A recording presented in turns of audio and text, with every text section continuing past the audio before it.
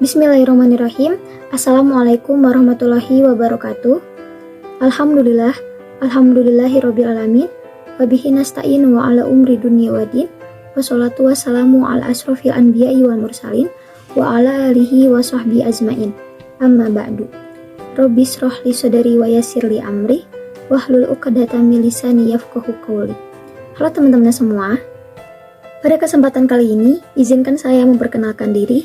Nama saya Siva Agustina, mahasiswa dari Universitas Teknologi Digital Bandung, kelas E4 Manajemen dengan NPM 101217886 akan membicarakan sedikit mengenai Al-Ihsan.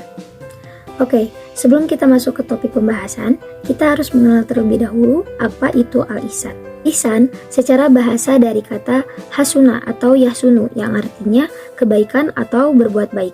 Allah Subhanahu wa taala berfirman, A'udzubillahi minasyaitonirrajim. Bismillahirrahmanirrahim.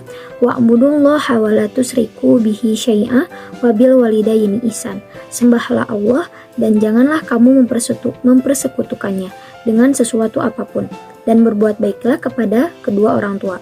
Quran surat An-Nisa ayat 36. Dalam ayat ini, kita harus berbuat ihsan kepada sesuatu apapun, entah itu kepada sesama makhluk, kepada saudara, teman, kerabat, dan lain sebagainya. Dan kita juga harus berbuat ihsan kepada kedua orang tua kita. Makna ihsan di ayat ini adalah berbuat baik, dan ini salah satu makna ihsan dalam Al-Quran.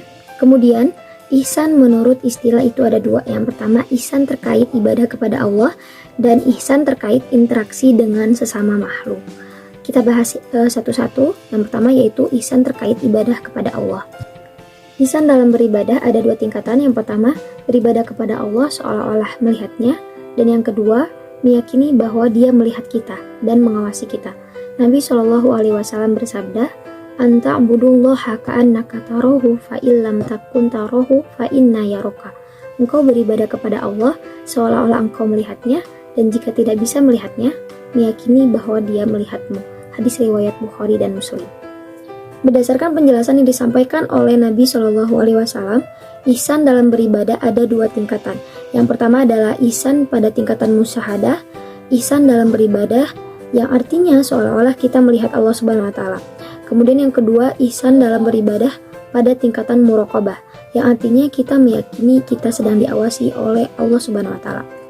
Selain daripada itu, dengan kita mengenal Allah melalui sifat-sifat Allah, mengetahui bahwa Allah itu Ar-Rahman dan Ar-Rahim, Allah itu Maha menyayangi dan Maha mengasihi.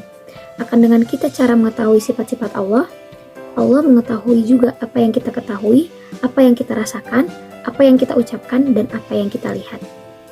Kemudian, ihsan dalam berniat baik sesama makhluk. Ihsan ketika kita berinteraksi dengan makhluk, baik makhluk yang berakal maupun yang tidak berakal. Nabi SAW pernah bersabda dalam sebuah hadis, "Innallaha katabal ihsana ala kulli syai'in." Sesungguhnya Allah itu mewajibkan untuk berbuat baik terhadap segala sesuatu. Kemudian, "Fa'iza pataltum fa'asinu kiblat." Jika kalian membunuh, maka bunuhlah dengan cara yang baik. Contohnya seperti halnya ketika kita digigit semut. Kita ingin membunuh semut tersebut karena semut tersebut sudah mengganggu kita. Kita harus tetap berbuat ihsan ketika membunuhnya. Dalam Islam, kita tidak boleh dianjurkan untuk melakukan penyiksaan ketika membunuh. Seperti contohnya, ketika kita ingin membunuh semut tersebut, kita melakukan beberapa tahapan terlebih dahulu. Seperti memotong terlebih dahulu kakinya satu persatu, kemudian menyayat tubuhnya atau menusuk tubuhnya hingga akhirnya dia mati. Itu tidak diperbolehkan dalam Islam. Ihsan kepada makhluk ada dua tingkatan. Yang pertama, ihsan yang hukumnya wajib, yaitu ihsan yang jika kita tidak melakukannya maka kita melanggar hak makhluk, seperti berbakti kepada orang tua atau bersikap adil, jujur ketika bermuamalah, karena kalau tidak kita menipu, karena kalau tidak kita durhaka, karena kalau tidak kita melakukan kesalahan yang merugikan orang lain. Ihsan pada tingkatan ini adalah wajib.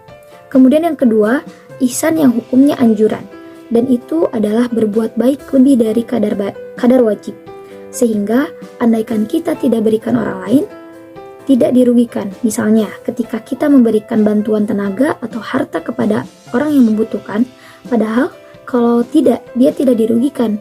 dia tetap bisa bertahan hidup, bisa bertahan dalam kondisi yang tidak nyaman, dalam keadaan dia mendapat musibah. Namun, ketika kita berbuat baik kepadanya, kita mendapatkan tambahan pahala. Itulah ihsan yang hukumnya sunnah.